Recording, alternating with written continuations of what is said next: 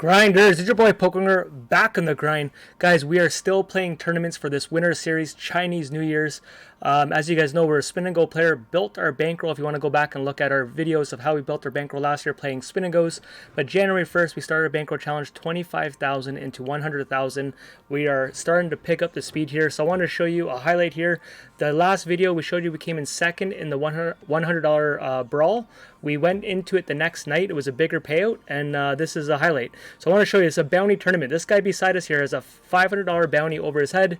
This guy has a $200 one, 68. We already have $300 in our head, and this spot here with 82 big blinds for a $500 bounty. If I have any two cards, I'm jamming here. Obviously, we get a great hand, Ace King, but it's good if it folds to me here with that bounty here and it's a $100 buy-in for a $500 bounty.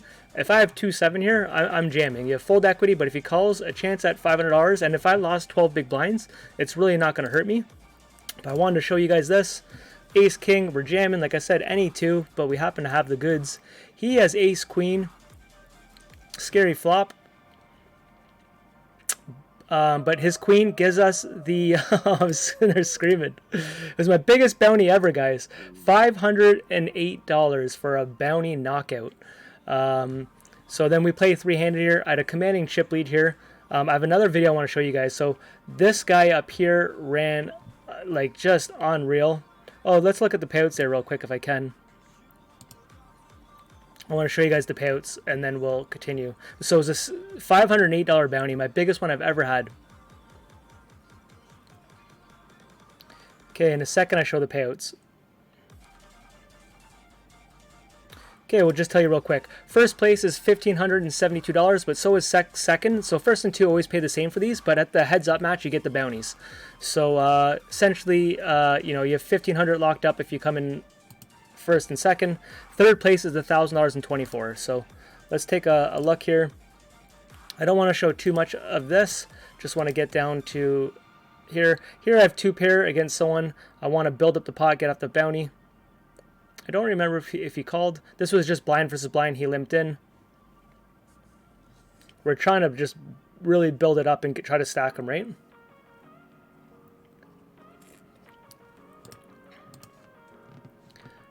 Five, 4. King 9, if he jams, we'd be calling, I would imagine. Here, I think we just put on pressure, just jam him. I'm getting really confident in my final table play, guys. And I'm getting to final tables with a lot of chips. It's been working out. But putting on pressure on these final tables is just, it's so key, learning how to do that. And not being afraid to do it 10 times in a row, and the second they push back to all of a sudden, you know, just fold and go back to doing it. I think too many people are intimidated by just keep putting that pressure on. But I have no problem that second they push back of just, you know, going right back to it. But you need the chips to do it. So let's just kind of speed this up a bit. Pocket 4 is here. This could be a hand where he's about to jam. So this is an awkward spot here, because if he does jam, do I want to re-jam and isolate? Let's see what I did. I decided to just go for the call there. It is pocket 4s versus pocket 3s. And we hold, guys. So we get another bounty there of $68. So now we're heads up with the chip lead. And obviously with all our spinning goes, I already didn't think this guy was a good player. He ran extremely good to even be at this point. So when I was heads up versus him, I was pretty excited. I'm telling him he can YouTube me. Here, we're just going to speed this up because I do want to show you guys another big video. Pocket 9s versus pocket 4s. I had an overpair. This guy flopped a set. That's just a cooler. But he was running like that.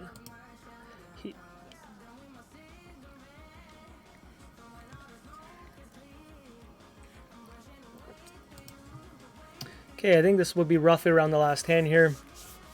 We have 7-2, fold. So our bounty, guys, you're playing for, I have $608 over my head, and he has 201. Ace-3 suited, we go for the 3-bet. He jams, we decide to call. He has King-Queen, we have Ace-3. And the guy hits our ace to get the tournament win there.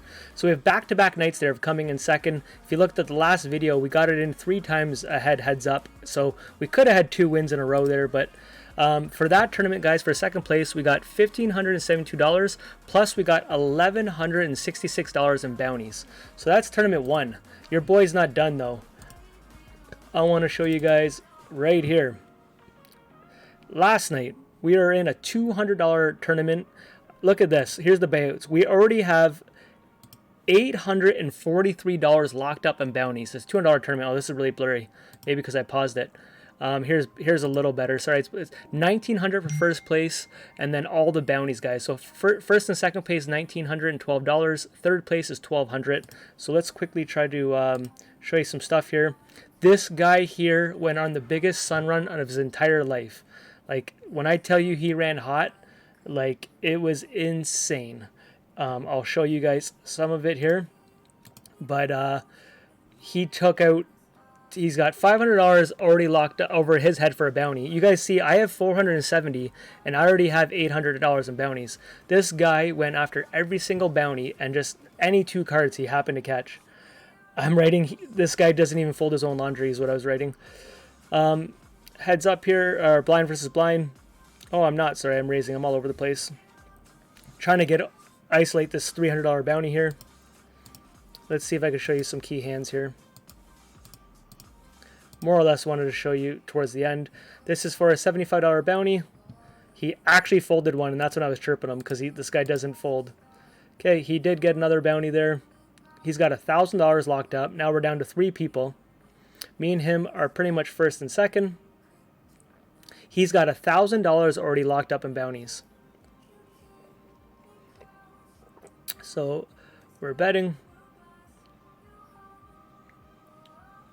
Scary card here. I was pretty much going to do a check call after playing him, or maybe I did a blocker bet, yeah. I was knowing this guy, if he has it, he's just going to raise you big. These were 2 players I badly was, I was happy to be up against the guy I was up against. Okay, let's kind of speed this up, guys. Going a little longer than I wanted. 2 pair, then we get counterfeited here. But I think we hold up here.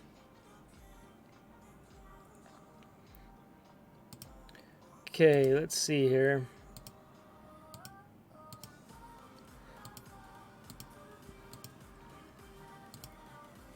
Okay, this guy's down to 29 big blinds, 15 big blinds. I'm pushing him. Oh, this was a big spot for us, guys. I put his tournament life on the line here with ace high. Didn't think he was calling the way he was playing. Obviously, calls were not going to be ahead. So we get away with a bluff there. Look at this guy. He called all in pre with 5-3 for a $300 bounty versus ace-9. This is what I'm talking about. This guy ran like a freaking god, man. So now we're playing a guy that we want to play heads up with. We're really deep stack, which is a huge advantage for me. Now I want to explain something real quick. If you get to a final table, if you guys are just a fun player, just looking to have a fun night, and you deposit money, and you happen to run deep to a final table, and you know you're not a good player, I don't think this guy thinks he's a good player, and maybe he does, maybe he doesn't. But if you're a type of player that runs deep and you just happen to get lucky, your best advantage is to play big pots, going all in. My advantage being a player that I think I have more skill than him is I want to play small pots and chip away. His best opportunity is just to go all in, and then it gives himself a chance. If we play deep stack like this and small pots, I'm just going to destroy him over time.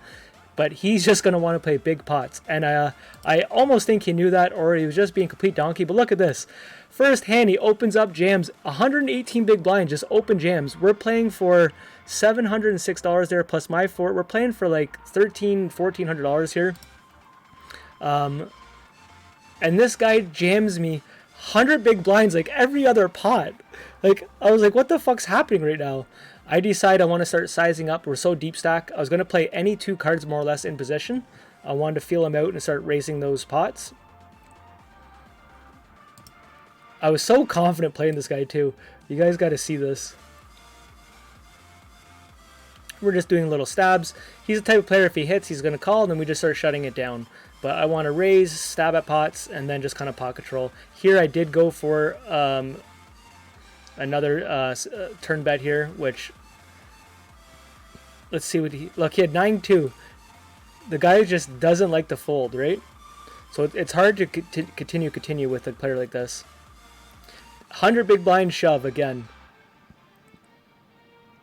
But if you don't think you have a chance and you want to try to take a flip, this guy saw me navigate the final table. I think during heads up he was like, we get the dream flop here, guys. I was thinking, how the fuck do we maximize this? So some people you really want to slow it down, some people you don't. This guy here is just so aggressive. I wanted to drown himself, but I also know he's happy to call. So I want to inflate the pots knowing that he's going to call you the queen, an ace, a draw. If he had any piece of that, he'd be calling. So unfortunately he does not. We do take the chip lead back. 100 big blind jam again. And I'm just like waiting, like when's this guy going to bury himself? Pocket sixes here, guys. This is a spot. 100 big blinds, guys. For the win. I raise, he jams. 106. We call his sixes, which I would never do versus most people. We're good. And he turns a king for the win. I'm on tilt. I call him a fucking donkey. That's 3 nights in a row, guys, of being heads up with chip leads, playing people that we should be beating. But you can only do what you can do, right? So we do start making small comeback here. But when it's your time, man. This was this guy's time. Queen 5 suited against a player like this. It's really, I could be calling there. I decided I didn't want to just. I wanted to try to see if I can make a comeback here.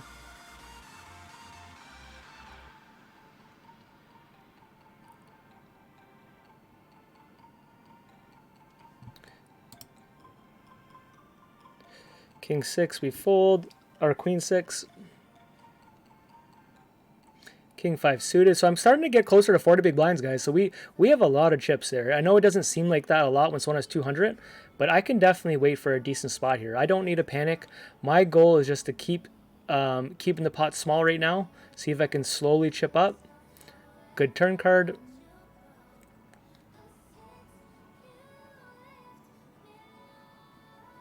And the guy just, any card, man, he just happened to hit.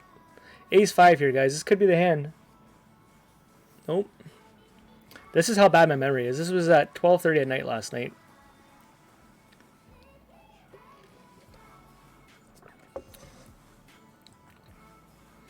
Okay, so we're slowly chipping up. Queen 5, nope.